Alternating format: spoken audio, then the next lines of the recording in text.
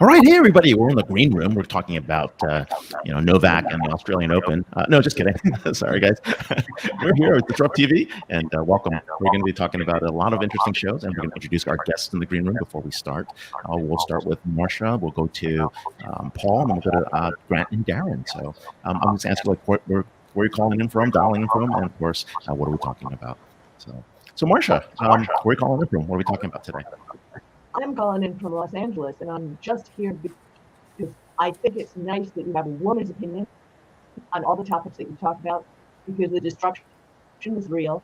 And from what I hear from my readers of my books, they need help. They need to be able to connect with content. Very cool. Great to have you here. We'll go to Paul. Where are you dialing in from, and what are you talking about? Hi, Ray. Hi, Vala. Hi, everyone. I'm in the Upper West Side of Manhattan. The universities are still pretty kind of remote these days, so I'm working out of Manhattan. And I'll be back talking about the global economy and, well, the U.S. economy in particular, and I guess, how COVID is figuring into all of that. This is certainly very interesting times for an economist. Yeah, no, you can see some interesting modeling and data going forward. And Grant and Darren, welcome to the show. Where are you guys both dialing in from? Thanks, guys. Yeah, hi, Grant Halloran here. I'm presently up in Sonoma in California, just in the North Bay there. And we're going to be talking about back office automation and analytics and AI and how companies can speed up their decision-making through all of that. Yeah, I'm Darren Heffernan, joining Grant today, calling in from Dallas, Texas. Sunny Dallas, Texas. Rub that in. It's freezing here in New York. Yeah. All right. Well, cool. Well, we'll start the show. Al, please do the honors, and we'll kick this thing off. All right. 3, 2, 1. Hello and welcome. Thank you for joining us on DisrupTV. My name is Vala Afshar. I'm the Chief Digital Evangelist at Salesforce and your co-host for the next hour. We welcome you to follow us on Twitter at DisrupTV Show. Send Ray, myself, our distinguished guests, your questions live using hashtag DisrupTV. It's my pleasure to introduce my co-host, Ray Wang. He's the CEO and founder of Constellation Research. He is the best-selling author of Everybody Wants to Rule the World, Surviving and Thriving in the World of Digital Giants. Ray is also a regular television business and technology contributor on Yahoo Finance, Fox Business, CNBC, Wall Street Journal, and Cheddar. He's a sought-after keynote speaker, and in my humble opinion, one of the top futures to follow on Twitter at RWANG0. Welcome, Ray Wang, to DisrupTV. Hey, thanks a lot. I'm here with Wang Afshar, and he's the Chief Digital Evangelist for Salesforce. He's also the author of The Pursuit of Social Business Excellence. I carry that with me normally, but it's not with me here today. Executives around the world pay attention to every one of his inspirational and insightful tweets. When he's not keynoting or leading events at Salesforce, you can find him speaking on business TV outlets such as Bloomberg and posting insightful analyses at ZDNet. But it's never about us. It's about you. It's about our guests. And more importantly, we always have very interesting people. Who do we have to kick off today, Vala? Yeah, we're very fortunate because we have two guests to introduce in our first segment. So please bear with me. We have Grant Halloran, Chief Executive Officer of Planful. Planful is a pioneer of end-to-end financial close consolidation and FP&A cloud software. Grant has over 20 years of senior leadership experience in enterprise software, a career to date marked by positions where he drove high-growth global expansions. Prior to Planful, before July of 2019, Grant was the EVP and Chief Commercial Officer at OmniSci, a venture-backed big data analytics company, where he oversaw sales, marketing, alliance, customer success. During his tenure at OmniSci, the company tripled in revenue and employees, so incredible success. Before OmniSci, he served as an executive team at Anaplan, as well as Infor, following Infor's acquisition of Orbis, where Grant was CEO and co-founder. You can follow him at Grant Halloran, GrantHalloran. Welcome back, Grant, to DisrupTV. Thanks, Vala. Thanks, Ray. And with Grant, we have Darren Heffernan, president at Trintech. Trintech simplifies and accelerates key processes in the financial close to financial transformation projects. Darren joined Trintech in 2001 and has had a number of strategic and corporate development roles during his tenure, including being CFO for 7 years. Darren has spent over 25 years in finance and operation roles, driving innovation with companies such as GE, Paramount Universal Studios, IAWS, and Anglo American. Prior to Trintech, Darren served as European reporting and treasury manager at GE Money for its equipment finance businesses. Darren is a fellow associate and chartered certified accountant and has previously sat in Financial Executive International's FEI committee and finance and IT. You can follow his company on Twitter at Trintech, TRINTCINC. Welcome, Darren, to DisrupTV. Thanks, Vala. Thank you, Ray. Hey, before we kick this off, right? What's up with this, 49ers Cowboy game at AT&T Park? Who are you guys rooting for? Right away, put Well, our yeah, we've got. Setting us up. Well, for Let the me guess. people One watching, is calling in from Dallas. One is calling from California. I don't know. That's why I'm kind of curious. who would have thought that you'd talk about an NFL game with an Aussie and an Irishman, right? But, so I've lived out here 11 years, and I became a massive Niners fan. So I'm rooting for the Niners, and I think they're going to get up over the Cowboys. Yeah, I think you're smoking some stuff that you probably need to lay off now. But, I think I'm with Darren. I've been in Dallas since 2004, and even the kids today, my kids in school today, no uniforms, wear your cowboy gear into school. So if our offense kicks off like it can do, it could be a pretty tough day for Grant. I love this. Well, let's move on. Trintech recently formed a technology partnership, not a sports one. Why you guys started this partnership, and more importantly, what makes this tech partnership successful in the market? I mean, you guys are targeting, you're bringing together two very important skill sets and capabilities, and really what got this to kick off. So. Yeah, well, I'll go first and just explain the partnership really quickly. And Darren, if you want to talk about why we think this is a great partnership between the companies. But, we there's a mega process in finance and accounting, right? If you think about a business, you start the year, you're planning all of the different dimensions of your business. We do all of that. Then you go into execution and you need to account for all of that. And then each month, you're going to go through this very convoluted process of consolidating your books and closing the books and going through your reconciliations. And that's where the Trintech team really shines, right? That's the technology that they're the best at.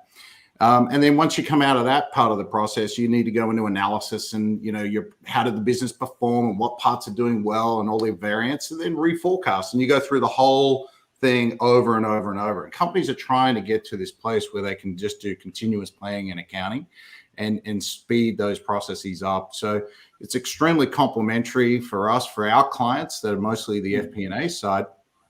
We're able to compress the close cycle using the Trintech Adra technology. And basically what that means is they've got more time to do the analysis, more time to spend on the high value work. And it's really just about automating that. And we're on a fantastic journey with the Trintech team, doing that combination.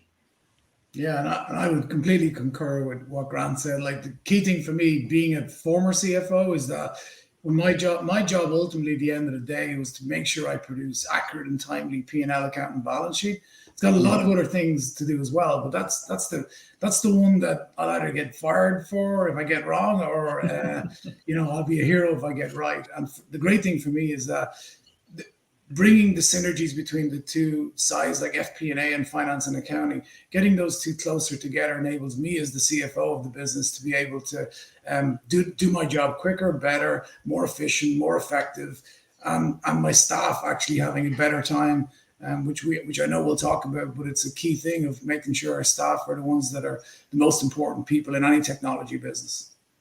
That's a great point. Emphasis on staff. I just recently hosted a CIO roundtable and asked these incredible CIOs across multiple industries, multiple geographies, their concerns, pressures, issues they're facing, and talent retention was top of mind. A lot of IT folks are really struggling to recruit and retain talent. Security and scale in this more decentralized, digital-first model.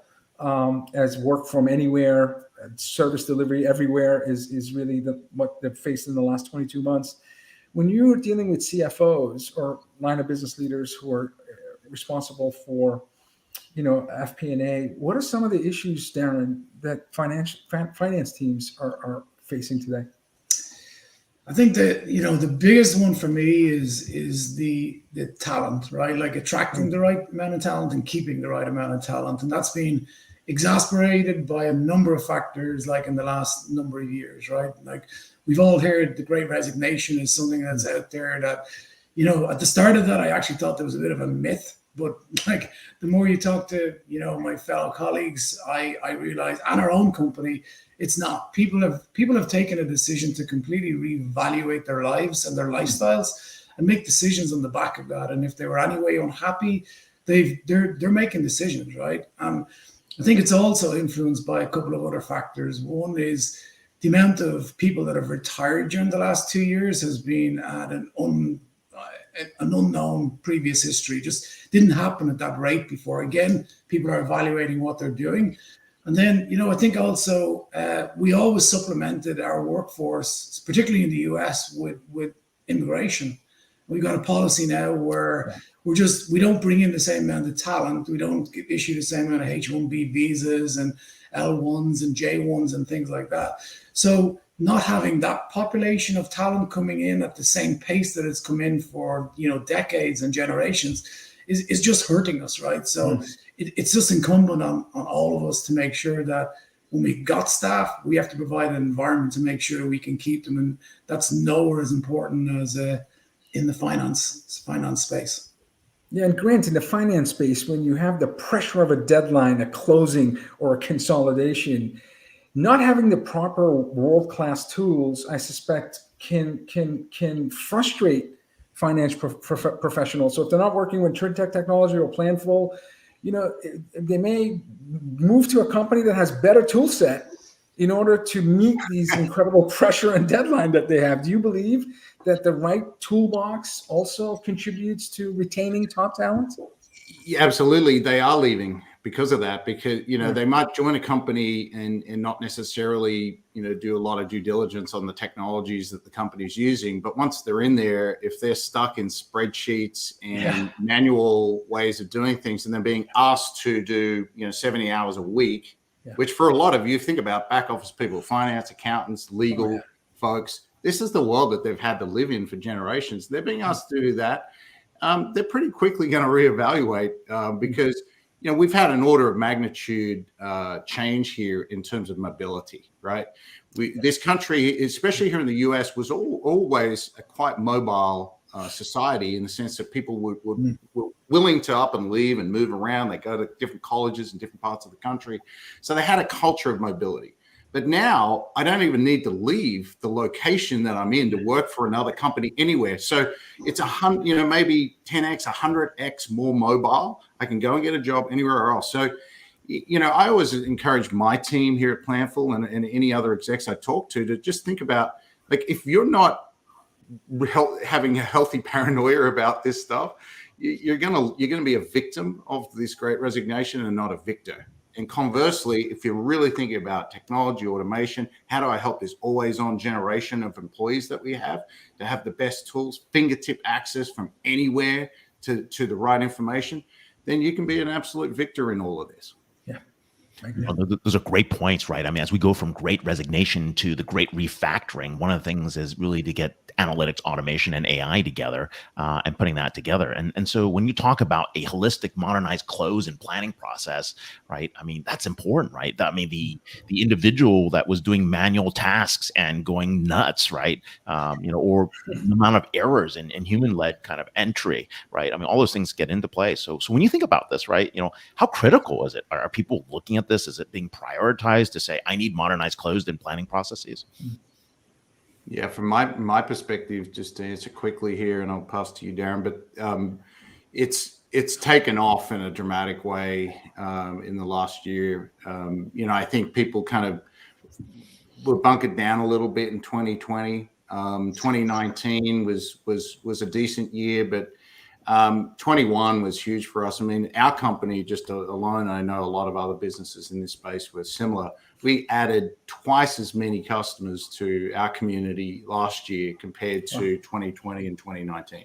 So, so really significant demand got created where there was a realization of this, right? The things that we just talked about. And I think that, this is the time for CFOs. We're entering a golden age, if you like, of CFO tech, modernization, bringing this stuff together. The same thing happened 15 years ago in marketing when the iPhone came out. And all of a sudden we had this, always on generation, right? And the whole ecosystem, the world we live in today, we think it's been here forever. It's only 15 years old, but it's completely transformed the marketing and sales functions, right? In companies. That's changed the type of CMO that you have. They used to be creative people. Now they're super technologists, really. And I think that's where CFO is going. We've seen that come through. They're being mandated to drive smarter, faster, more financially intelligent decisions across the whole company. And you do that through big data, through the cloud, through technology, right? Exponential growth that you can have in the cloud. So data, the amount of data you can use no longer is an impediment to you. You can harvest as much as you want, and you can automate using the software tools that we already have between us, and also it's coming through now and into the future. A lot of it is AI. So you talk about automation, analytics, AI. That's a real world we're living in today, Ray. Yeah, it's amazing. You remind us that, this guy was introduced January 2007, 15 years ago, exactly to the month. And it's now really essentially your remote control for life and business. I do almost 100% of my work, or I can do 100% of my work on my mobile devices at Salesforce. Darren, so Gartner annually publishes their 10 strategic initiatives, and for 2022 and beyond, hyperautomation was one of the big categories that Gartner emphasized. And in that forecast, they said by 2024, 30% of organizations will implement and successfully utilize AI within their financial management solutions. So for me, surprising. We're looking at 2 years ahead and still only 30%. So we're only at the beginning of this. So can you tell us about what does the future of finance look like with analytics, automation, and AI? And are you also surprised that projecting 2 years ahead, 2 out of 3 businesses are still lacking these capabilities in terms of AI and automation and analytics when it comes to financial planning and execution? Yeah, I'm not surprised, Vala. Like, that's what our kind of our data has told us this for probably the last 10 years, right? Like, and it was always, I think, like really on a bit of a slow burner of adoption of automation. It's not that the tools were not out there. They were out there. It's just that the wider audience, whether it was in finance or, to be honest, other facets of life, it just wasn't as well known. I think what the onset of the pandemic went, like in the finance world, if you're a mid-market company, for example, you might have had 1 office or 2 offices. Well, suddenly you went to having 10 or 15 offices of you, 10 or 15 staff of your finance team, right? But you still have to do the same job. And you went to a very inefficient, unproductive system of texting, emails, things like that, versus adopting technology to help you kind of run through that process and be able to do your budgeting, your forecasting, your close automation tasks, your reconciliations, your compliance work, all of those things that have to be done no matter what's going on in the world, right, in the finance team. So I'm not surprised. I agree with Grant, like the actual take-up of solutions like ours over the last 2 years has been unbelievable. It's been incredible, but it's still just in its infancy. And the biggest thing I could say, like, about our business, and I'm sure Grant would agree, our biggest competitor when we're looking at deals is not another company. It's actually Excel. It's the use of Excel. And even when you go back to the thought process of using staff, like the education or the new hires coming in from college, they don't even know how to use Excel. They're not taught how to use these things, right? So what you've got to do is talk to people. Even Microsoft will tell you Excel is not a system of control, right? It's great for the process. It's ancillary to the process, great tool, but it's not there in the adoption of AI and automation and things of that nature. So I 100% agree. We are literally, like, one of our investors will talk about the fourth industrial revolution, and that's what we're in the middle of now. Like, if we think technology is used at a high level today, it's only in its infancy of what the world is going to look like in what did we say 15 years from now? I'd love to have this conversation, Val. What is the equivalent of the iPhone, right? I suspect I'll be wearing this, meaning I'm not going to hold something. Probably embedded in your brain. But Elon is working on Neuralink to make sure that we can have small, graceful implants. I'll just tell you really quickly. I'm actually a little more bullish than Darren and Gartner on this, because I just don't think a lot of people even realize they're using AI.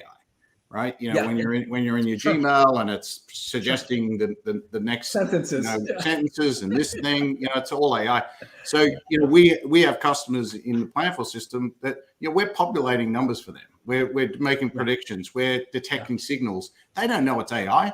They just think it's cool, but it's all AI that's behind it, right? So I actually think that at least a third of our customers will adopt that improvement to our technology this year. So I think we can get there faster, but we're a little more advanced than some of our competitors. At my company, we're making over 130 billion ML predictions every 24 hours. Yeah.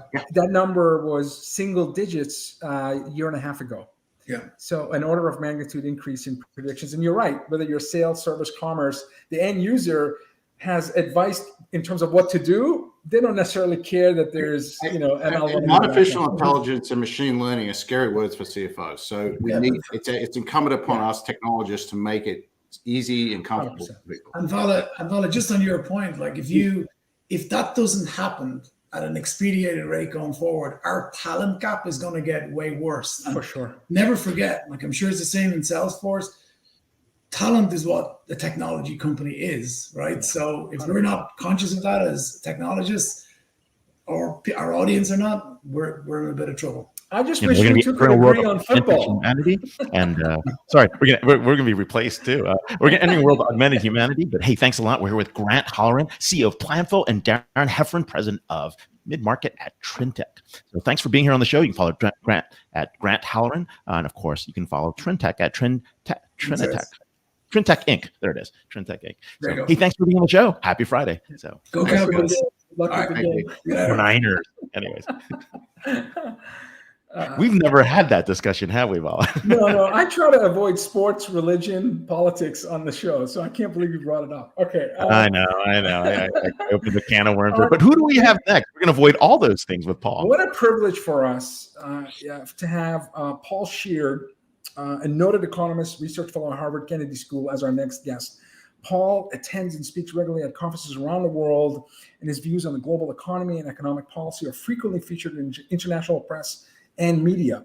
Previously, Paul was vice chairman of S&P Global, and after being executive vice president and chief economist. Paul's a member of the World Economic Forum's Global Future Council on the new agenda for fiscal and monetary policy, and was member of the World Economic Forum's Global Future Council on the new economic agenda of its Global Agenda Council on the International Monetary System. Paul twice served on committee of the Japanese government's Economic Deliberation Council and was a member of the oversight board of the Japanese government's Research Institute of Economy, Trade, and Industry. Paul is an award-winning author or editor on several books and numerous academic articles on industrial organization and corporate governance. Welcome back, Paul, to DisrupTV. Thank you, Vala. Thank you, Ray. Great to be here. Great to have you, sir. We're always excited to have you here. And of course, I mean, we're in the middle of some very interesting economic conversations. And who else better to kick this off? So let's start with the big thing, the big question. What is going on with inflation? 7.1% right now. Are we going to end up in the inflation in the 70s? Is it going to be just like the late 70s, early 80s all over again? Or is this different? And if it is, why is that the case? Thanks, Ray. Yes, the big I, inflation, is the topic of the day. I don't think we're heading into 70s-style stagflation, because stagflation, if you remember, was very high inflation coupled with very high unemployment. What we've got this time is actually a very tight labor market. The unemployment rate has dipped down to have a 3 handle again, 3.9% for December. The recent historic low before COVID was 3.5. But there are lots of signals in the labor market that it's quite tight. And I learned a new phrase today. Thank you. Great resignation. We're certainly seeing some of that in the macro data. But inflation is very high. We just had a print this week for the CPI as you mentioned, around about 7% year on year, and it keeps going up. And what was a little bit disconcerting to the people who trawl through these numbers was that the month-on-month number also went up. The rate of increase is declining, but it was still, a very healthy 0.5% increase just in 1 month. This is all a big sort of puzzle in many ways, and kind of surprise if we really step back and think about the last 2 years, because prior to COVID, economists were sort of scratching their heads, and central bankers were sort of worried about inflation being too low. That had been the story of the past decade. And of course, in Japan, where I spent a lot of time the last 25, 30 years. And then we got hit, the US economy and the global economy in the first half of 2020 got hit with the biggest negative economic shock in the history of the world. I mean, we haven't seen US GDP fall 10% just in 2 quarters, which is what happened. And, then what happens? Then we get this burst of inflation. So that's not what you expect when you have low inflation, and then you have a big shock to the economy. Unemployment went up in just 2 months from 3.5% to 14.7%, unprecedented. And here we are 2 years later, scratching our heads, worrying about high inflation.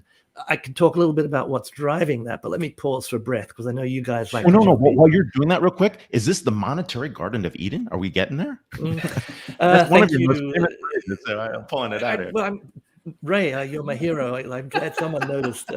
I talked about the monetary Garden of Eden, which is this more kind of primitive state in which the distinction between monetary and fiscal policy kind of go away, and we get a kind of a merging of the two. And, we have seen quite a bit of that, particularly in the 2020, with massive expenditures, big budget deficits from the federal government, and then the federal the Federal Reserve taking up its balance sheet from an already pretty big $4 trillion up to more than 8 trillion, nearly 9 trillion. I think I'm just going to make sure my computer's getting energy here. Sorry, I'm right. I don't want to get the delete button here on my system. But I think what you're getting at, Ray, is you're asking the question, okay, is the high inflation being driven and caused by all of this money printing? And, somewhat surprisingly, I would say, no, not really. Don't put that at the top of the list for reasons I can come back to. But I think it's more, and a little bit of this, I think, came up in your first segment, is this COVID shock. It was a huge economic shock, but it's also been a shock to people's brains, to their mindsets, to their lifestyles. It has kind of scrambled the supply side and the demand side of the economy. And so, economists and policymakers and central bankers kind of used to dealing with the economic cycle, and sort of, things move a little bit one way and they turn their dials to offset it. But the basic structure of the economy is kind of, is pretty stable and steady. What this COVID shock has done is really kind of upend people's demand. That shifted dramatically. People, working from home much more has been one element of that. Not traveling as much, or if at all, another element. But also the supply side of the economy, where suddenly we're talking about supply chains and supply side disruptions. So very simply, I'd put it this way. If you think about supply and demand, so we get inflation when there's too much demand relative to supply. Well, demand can move faster in both directions than supply can. It's the basic principle of economics. So imagine, go back to 2020, when demand suddenly collapsed 10% in 2 quarters. Well, the supply was still there. The demand just evaporated. But what's happened over the 2 years is that supply has started to shift as well. And now with the reopening of the economy and demand coming back quite strongly, demand is coming back quicker than supply. Okay. If you're in the middle of a supply chain and one of those links, the guy or gal doesn't turn up to work that day and there's a labor shortage, then your whole supply chain breaks down. So rather than the money printing per se, Ray, which I would argue for many reasons was actually quite necessary, I think it's more this COVID disruption that is causing the real headaches here. What a great what a great explanation, because I have a 19-year-old, 15-year-old, and an 11-year-old, and when they hear the news in the background, they hear inflation. Dad, Mom, what's going on? What is this all about? Explain it to us. So I'm trying to explain to a high schooler, and I'm like, commodity prices. Coffee prices have gone up 95% since last year. Lumber 91%, heating oil 61%, natural gas 54%, gasoline 52%. They notice the gas prices because my oldest drives, and I make her put gas in the car so she can learn. And she's like, Dad, it's up to $4. It was $2 a couple of years ago. So we talk about commodity prices and the consumer price index, which you mentioned, year over year, CPI, Japan at 0.6, US at 7, as you mentioned.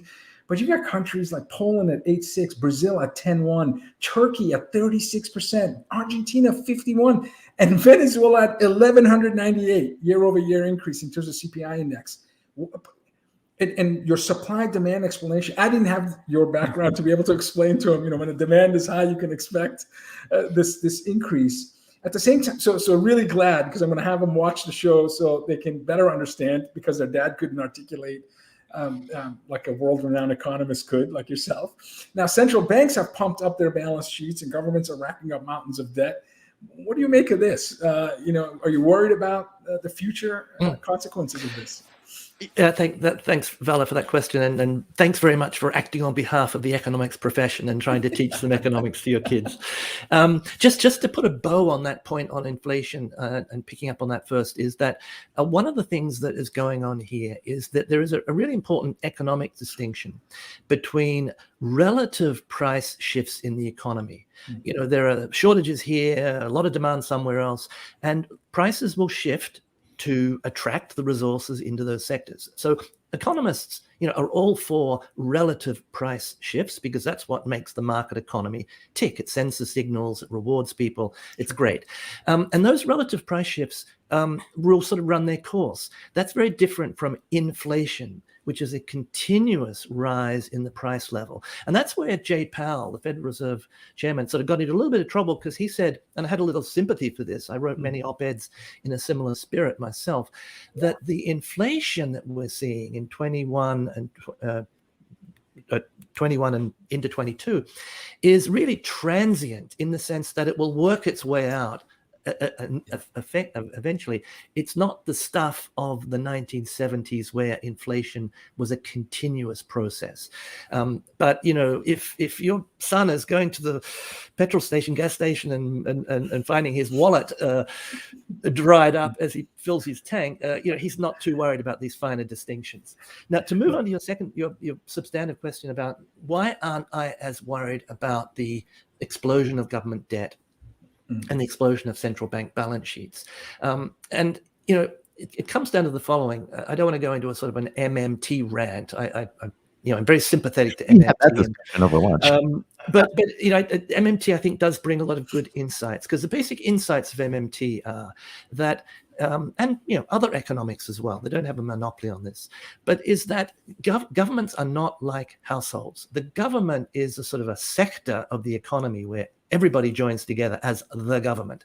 It's very different from, the Ray Wang household and the Ray Wang credit card, in the sense that government, just platinum, by the way, and right. and black Amex.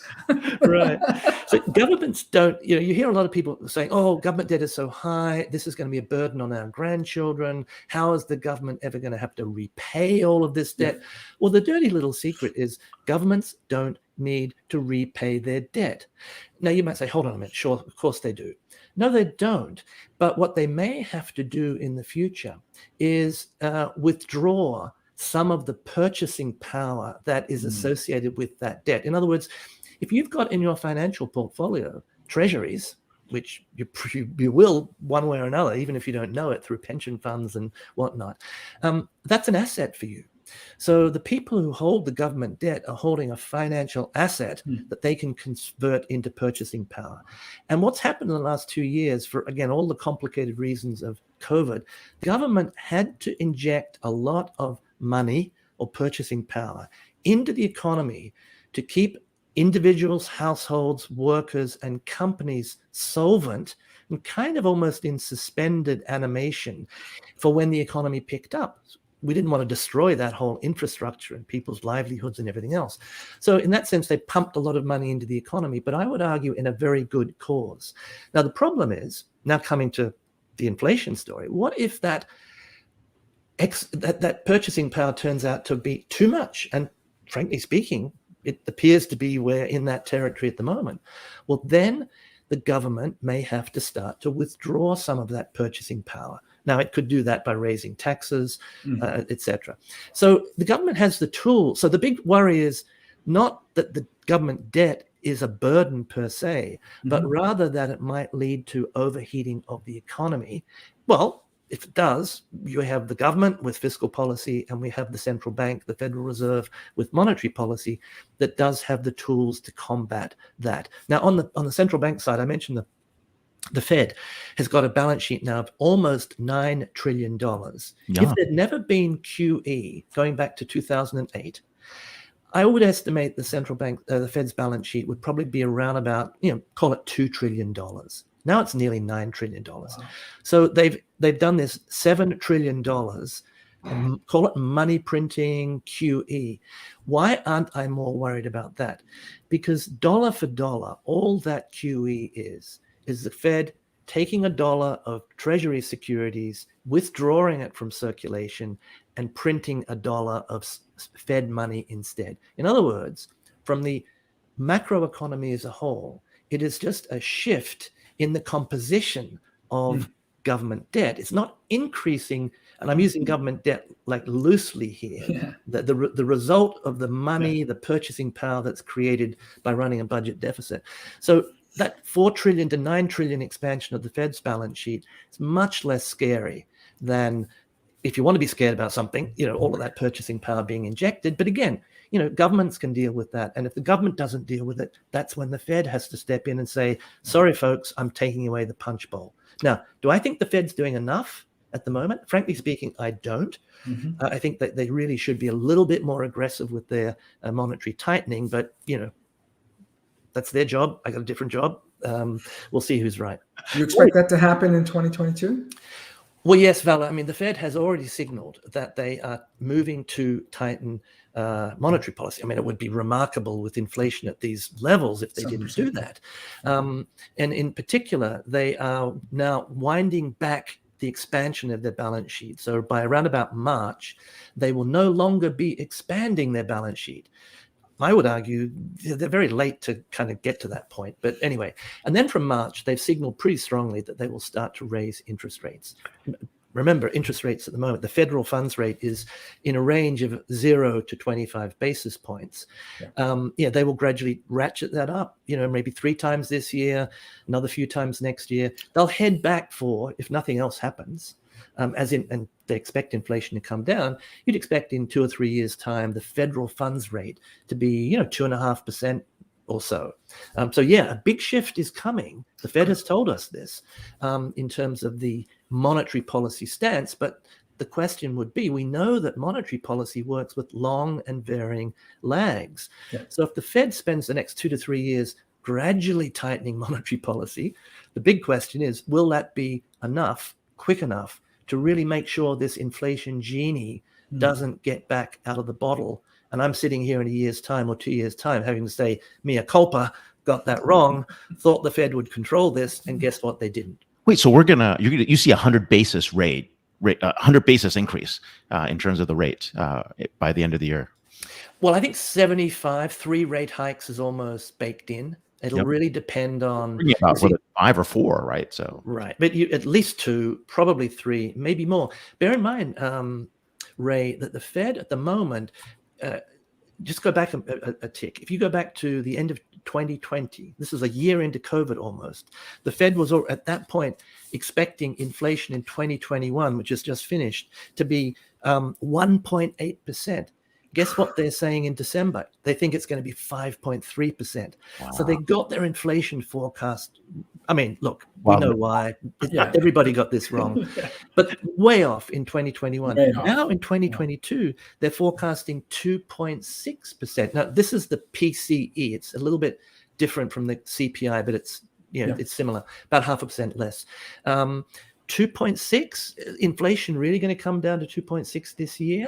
It might, but as we go through this year, if it turns out that the Fed is getting its inflation forecast wrong again, being too optimistic that it's going to come down, they'll just pile on more rate hikes. That's their job. Right. And PCE is goods and services for all households, for those calling around. Yes, it's called personal consumption expenditures. Paul, we need like an entire hour with you. I have so many questions. I want to go deep into cryptocurrency and your points of view there, but you have to come back. I'll be delighted. Ask a cryptocurrency question, and we'll go get it. Just your general thoughts, because again we're running out of time. But you have to come back. I mean, we could literally talk for hours. Well, I guess I think in my world of this macroeconomic world, I mean, it's not Silicon Valley. It's a long way from Silicon Valley and you guys. But the central banks are all over this concept of central bank digital currencies. And speaking of the Fed is going to be coming out with a paper within a few weeks on its sort of laying out its whole thinking about central bank digital currencies. What is that? It's essentially, central banks already money is very much digital, obviously.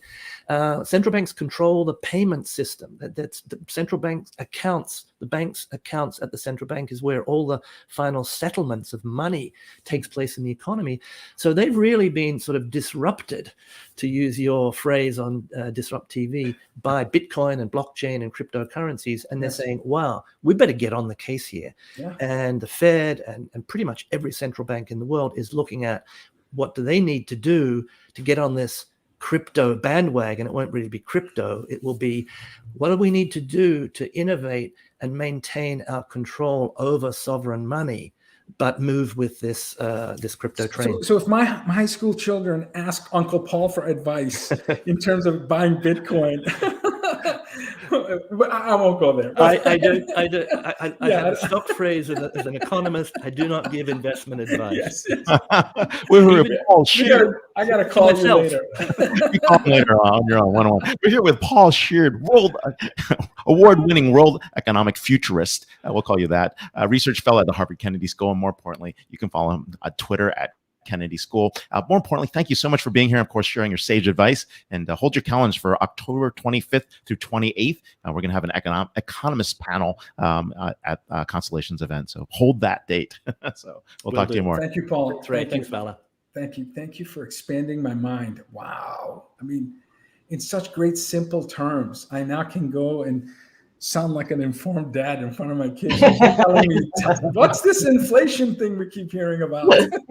And I have like, I wish I spend more time studying economy. Well, your kids and my kids are going to these like really top-notch schools, so we're going to be really dumb very soon. my oldest is at Bentley University, one of the top business schools. So she keeps asking me these questions, and I'm like, you know what? I'm tapping out. Okay. We're tapping out fast. Now, our final guest. This is where we bring someone who hits a grand slam and just brings it all home. And it's absolutely our privilege to have Marsha Collier, top-selling author, marketing maven, foremost e-commerce expert, a technology podcaster, keynote speaker, respected advisor, and in my opinion and many others, one of the world's most influential and trusted voices on social media. When I want to learn about customer service and support and customer experience, I just read Marsha's thread. I mean, an incredible thought leader. Marsha is the author of the Ultimate Online Customer Service Guide and 50 books, right? 50 books. I know, we're so behind. Talk about like you and I just feeling so small right now. My number of books, 53 books with the three of us on the show. On best practices on eBay, Twitter, Facebook, social media. Her latest book was Android Smartphones for Seniors, with incredible success. It's a bestseller. As a communicator, writer, Marsha works with some of the most well-known, successful companies in the world. Since 2008, Marsha's technology podcast gets over 30,000 downloads per month and is live on Twitter. I'm sorry, I'm cutting your bio short, Marsha. She's a founder of Customer Service Chat every Tuesday night at 9 p.m. Eastern Standard using hashtag #CustServe. She's co-host of the weekly podcast Computer and Technology Radio with Mark Cohen and Marsha Collier, and can be heard weekly on the Tech Experts on the weekly iHeartRadio Nerdorama podcast with Mo Kelly and Tuala. You can follow Marsha on one of the best follows on Twitter at Marsha Collier, Schacollier. Vala, I love you. I love Last you. thing I want to say, Marsha sold over 1 million books in 2007. So Ray, just a ridiculously accomplished thought leader. Welcome, Marsha, to DisrupTV. Yeah, welcome.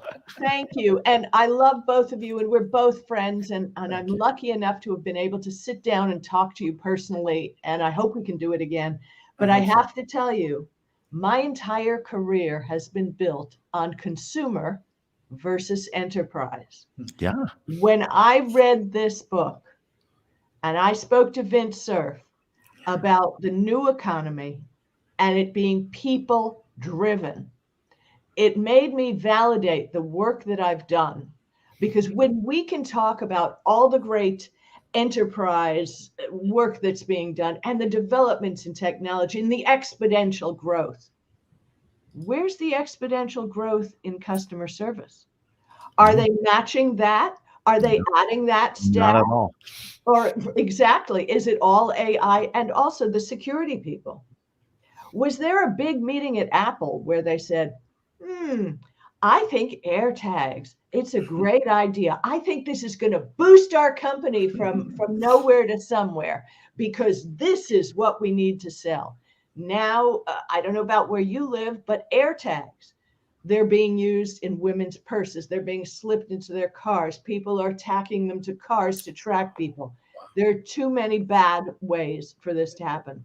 And then plus, Apple says, wait, we've got an app for Android. So they can wheedle their way into the Android ecosystem, pick up a whole lot more data.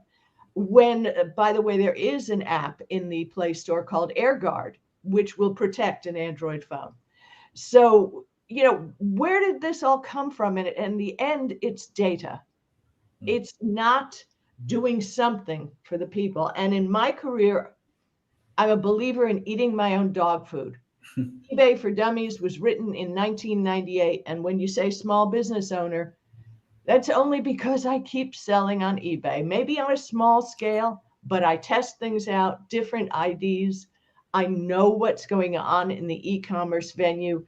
And I'm not one of the big speakers. I'm not loud and I'm not bursting onto the scene, selling courses and everything like that. Everything you want to learn, if I've written a book about it, it's in there. And what blew me away with this book that you're showing on the screen is I got one review on Amazon that said, you didn't cover the blue phone, BLU.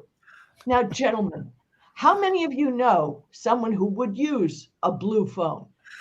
But you see, that was representative to me that there's this whole world out there who doesn't care about AirTags, and they don't care about a whole bunch of things that are going on. They want to know how technology is going to affect their lives. Yeah.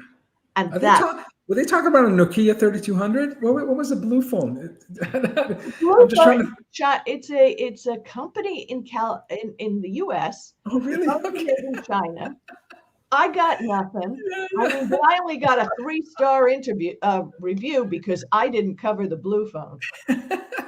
I'm just trying to think. It was the year 2000, and I think Nokia launched their famous blue phone. I think it was 3100, 3200. But yeah, and the thing is, I hear from these people because I put my email in all of my books. Yeah, sure. So I know what the pulse and the thing on customer service as well.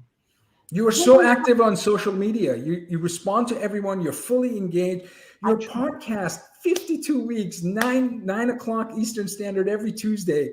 And it's amazing how much thought leadership content comes out of just the chat you have on a weekly basis. So you're out there, no question. No, but I study, and this is where it falls down. We know a lot of social media, experts on social media who are changing from topic to NFTs are hot. Now I'm going to be the NFT expert.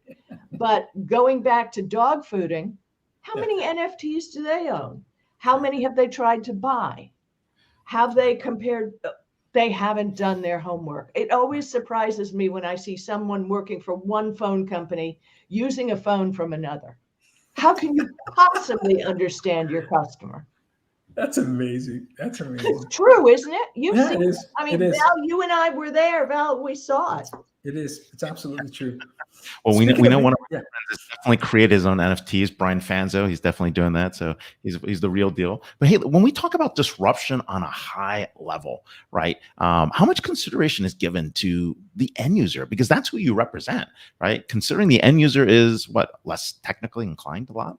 So. Well, that's like what I said. When it comes to customer service, the more high-level technology you're going to come up with that can help not only the individual, but the small business. And remember that small business is counted as businesses of 500 employees or less.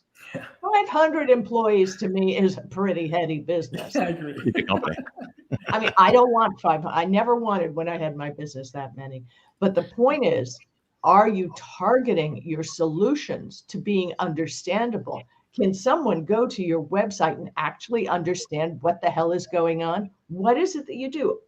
I get emails all the time and I go to the website and I'm, really? But what is it you actually do? And what are you going to do for me? And is there a fact page on there? Is there a human being you can talk to? And I agree, AI is incredibly useful with chatbots. But when it comes to real problems and real issues like screen sharing, things like that, you need human beings. And you need human beings that your customer can relate to. I want to know, when you attend events, I think the last time you and I saw each other in person, we were at a Samsung launch in New York City. And first of all, you're treated like royalty. And obviously after 50 books and your social presence, and everybody knows you. I mean, Samsung didn't answer letter 1 when I wrote this book by Android. Oh, you kidding? No. I had questions about the new phones, and I'm emailing literally, you and I know, about 5 or 6 people, crickets. I never got an answer. So, hey, Samsung, guess what? It's not in the book. Okay. But I guess my question to you is, when you think about, like, for example, Consumer Electronics Show, first part of the question is, what did you see that was exciting and interesting? Certainly the traffic was light. Ray was there in person, and we can understand why. But generally speaking, he wanted to catch COVID. Ray is the most adventurous person I know. And then the second part of the question, in terms of what excited you about CES 2022, was when you prepare to go to conferences where you're going to see lots of different consumer technology. How do you go about prioritizing your day? How do you engage with vendors, and knowing you're a prolific content creator? I'm sure there's a method in terms of how you attend these large scale events. I avoid the big booths for starters. Okay. The big booths are, you can you know what's going on in the big booths. They press release out the wazoo. I look for the smaller, the startups, the companies who are doing things. For example, BMW at CES. They came out with a color changing car, which is never going to happen in real life. But what an incredible demonstration of e-ink, where the black was positively and the white was negatively charged. And by doing a magnetic switch in the car, they could change the color of the car. Now, what application that has to the future, and that's the thing about CES, who knows? But somebody did it. One of the problems, though, is being a woman in technology. When I will be standing trying to talk to people and they talk over my shoulder to the next person who's a man, this still happens. I've been going to see you, the queen of technology. It happens to you. They don't care. I mean, are you kidding? I'm talking to the people about the Oral-B toothbrush, which I happen to think is a great piece of consumer technology. Yeah. And crickets. Okay, here's my card. Send me more information.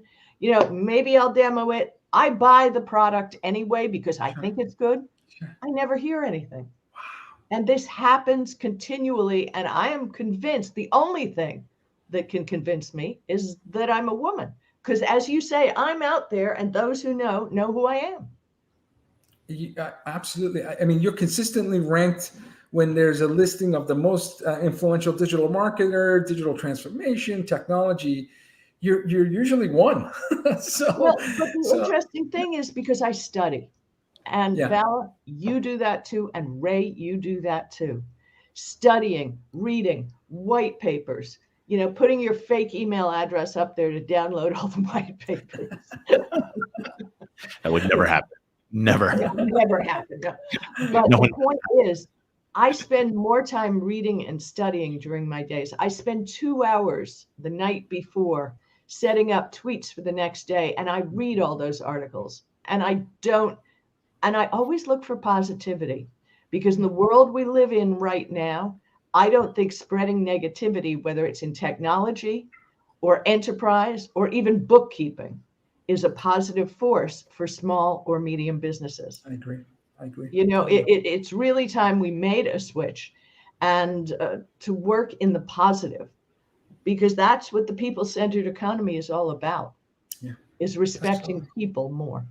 Absolutely. Yeah, no, we're definitely seeing that. And I got a quick question for you. Were you at CES? I totally missed you there. Or did you No. okay, from afar. Got it. Well, yeah, I had the live streams. I had the information. Yeah, me too. I had links to manufacturers, little Yeah, but demos and things Did a like really that. good job of a virtual CES. I mean, they did that last year. Which I didn't enjoy. So- I can't wait, Ray, to see you next year, because I'm going to be there, like I said. But the interesting thing is travel for technology has changed. I haven't heard a peep about, Val, the kind of travel we used to do. Yeah. Ray, you're always traveling because you have your own company. But for the rest of us, influencers or tech writers or things like that, it's no longer. I have not honestly gone on a tech thing, even on my own dime, since the pandemic started. I haven't been invited. There has been nothing going on, which closes the ecosystem again. Sure. And closes it from the consumer, Zan. Because in the end, your consumer becomes your small business. Your small business becomes medium business. And those people become your enterprise. It's a funnel of humans. And you have to be able to reach them all. Well, this is a great point. I mean, you talk about bringing tech to all, and tech is usually kind of the domain of tech elites, right? Is this what's happening because of the pandemic? Absolutely. I mean, if you look at the discussions on Twitter, and Ray, you and I are in some of the discussions, and I don't respond because a lot of times I don't have an opinion that would weigh into the conversation. And I don't like to say things online unless they make sense. I can back them up. Sure. I'm just not a vapor expert. And that's a good thing. For all of folks watching who aspire to be experts, please don't ever be a vapor expert. But how many are there? How many are there are preaching and proselytizing for all different sorts of tech that they've never tested? They don't know the difference between. I doubt they'd know the difference between an OLED screen and an LED screen. And that's one of the things I said in my book to the people. Even though the book is Android smartphones for seniors, it's really for everybody, because let's face it, how many people can look at a phone and know what kind of screen it is? You're going to look at a phone and say, I really like this screen. It works for me. You got to go kick the tires when it comes to consumer technology. You've got to go look at the stuff. You have to avoid the commissioned salespeople. Because just like a car, the minute you hit the commission salesperson, you're toast. You are dead meat in the water. They've got you. So you've got to go, go to a Costco, go different places, kick the tires, look at the phones. Oh, and dare I say, if you have an iPhone, take a look at an Android, hold them side by side, see what you can do. Talk to somebody who knows what each device, and vice versa. If you have an Android, maybe an iPhone is better for you. There's no superior, and we won't even go into the class discussion about chat, iMessage, RCS chat and iMessage. That's another thing. But what's best for you? I like to be able to adjust my devices. I don't like everything preset for me. So speaking about preset, I got an update from Microsoft on my desktop, and it rebooted and all my files were gone. Oh no. All my files were gone. And I'm opening Chrome and I'm opening, my programs were still there, but all the files were gone. Wow. And Chrome wanted me to sign in, and it said, we're sending something to your phone, and nothing went to my phone. And I'm going, oh my gosh, I've been hacked. So I go to and this is a Microsoft update. This happened last night before I was doing the Nerdorama podcast. So I'm poking on my phone, several of them, and finally managed a way to log into my Google account. Wow. And get a key that I could put on the computer. But then my files were still not coming back. So here is a suggestion to anybody who's in that problem. Close all the windows, close all the programs, shut it down. Let it breathe for 2 minutes, then power it up fresh. Not a restart, power it fresh. Son of a gun, everything came back. But I mean, I opened my documents file, and this was on the computer that I had my finances and everything. And so I immediately plugged in a 1 terabyte hard drive and started backing up before I shut it down. I didn't trust anything anymore. But again, this is a consumer thing. This is enterprise versus the consumer. How are they held to task? If somebody isn't as technologically savvy as me, right, and can't fix this within 10 minutes or half hour, what do you, is this person going to go online with their phone and talk to a bot? I knew to Google, by the way, I couldn't even find that update in the history of updates. Incredible. It wasn't listed until I restarted the computer, then it showed up. So I didn't even have the number to look up to see from Bleeping Computer or somebody what the issues were. This is going to be part of your CustServe topic, hopefully, in upcoming weeks. Right. How large enterprise need to pay better attention to the user experience. They don't listen. And I'm all for exponential growth. And I want businesses to do well and employ more people. But remember who pays your bills. And that's the customer. That's right. I mean, no offense, if you've ever worked with QuickBooks, you better know what you're doing. You really better know what you're doing, because it's not simple. And getting help is not always easy unless you know where to look. Sure. Well, this is awesome. Marsha, we could always talk for hours. Yeah. When is your weekly podcast so that everybody knows? Well, technically, I launch it. I record over the weekend and we launch it Monday morning now. And because that seems like a good time as any. Sure. And the Nerdorama podcast is basically from KFI 640 in Los Angeles, Mo, Kelly, and Tawala. And that is technically every Thursday night on iHeartRadio. Yeah, that's iHeart. Yep. Yeah, on iHeart. And love doing those because I can talk about all that I've talked to you about. Sure. And so last night, Microsoft got a word from me. We're here with the Queen of Tech, Marsha Collier. You can follow her on Twitter at Marsha Collier, Collier. Thank you so much for being on the show and sharing your Friday with us. You're one, Vala. We have to see each other. Ray, we have to see each other. He's got to have a Constellation thing we can meet at, because this it's time, Ray. We all got our KN95 masks. We're ready. There we go. For sure. Thank you so much. All right. You've got a little toilet paper. All right. Thanks so much for being here. Thanks for being on the shows. Thank you, Marsha. We will meet Cheers. Cheers. Oh, wow. 1 hour. So fast. The fast 60 minutes on the internet. Ray, I mean, listen, you learn about financial planning and analysis from two incredible CEOs and business executive presidents, and then Paul just like simplifies micro economics with demand and supply understanding that leads to inflation and trends, and just again. And I could listen to Paul for an hour easily. We need to definitely have him back, and of course, Marsha is reminding us, much like all the previous guests, that it's all about the people. Whether you're a technology company, an enterprise, a consumer, at the end of the day, the products and services that you deliver may not be as important as the experience that you deliver to the end user. And I think a lot of surveys and research point that today the experience is how you get to keep the trust and future business of your clients. So what an amazing speakers and guests. Your closing remarks on the show. No, we always have amazing guests, and we've been able to weave different topics throughout. We're always looking for great guests, so we're very thankful. I've just come back from Paris. I can talk more about international travel one of these days. It is quite an interesting approach. There's just a patchwork depending what country you're in. But what I really loved about our guests today was really the fact that, these are things people can take with them. Very important lessons learned that they can use right away.